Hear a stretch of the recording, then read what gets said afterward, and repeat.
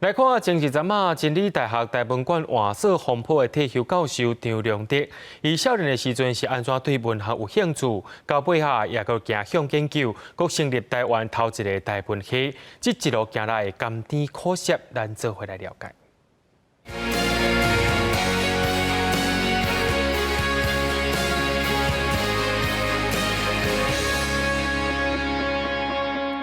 他们每人轮流的喝了2、3口西瓜水，虽然味道有些不好，但他们还是吃完期待已久的大西瓜。一篇大西瓜的故事，讲出台湾半世纪进前的生活模样。作家张良德为国校5年开始写作，初中的时介意看武侠小说，读台南师范的时阵开始接触世界文学。第一遍的毕业旅行拜访台湾作家文心，文心送给张良德一本册，伊的写作重心开始转变。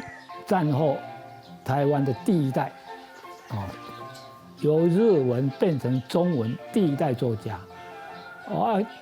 他送我一本书，一本小说，就写的是我们身边的一些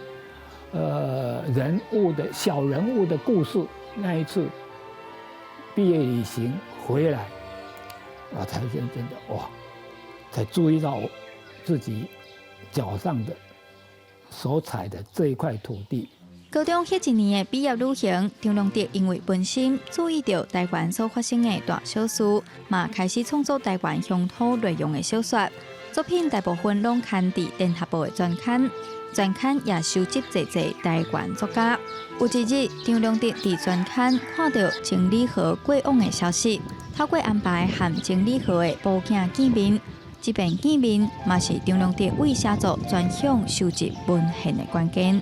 我就甲总店面讲，我一定要互恁爸爸重见阳光啊！所以第2天一大早，我就要下山了。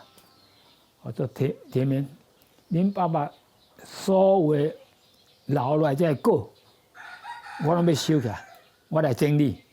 一句我来整理。张良德前后后用10多档的时间完成情理河作家专辑，嘛成做台湾头一个出书台湾作家专辑问世人物。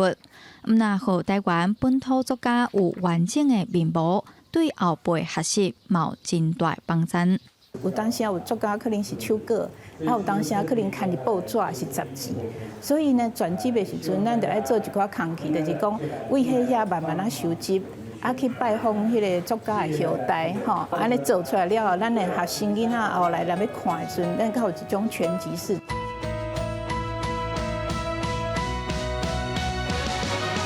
张良德用1世人的时间整理这位台湾作家1世人的心血，一为创作整理收集文学资料，也佮创办台湾头一个台湾文学家。一路行来，张良德也继续咧为台湾文学打拼。即阵佮提出老人文学的概念以及文学远古的梦想，希望台湾文学会当行入生活。记者杨淑成、张若水综合报道。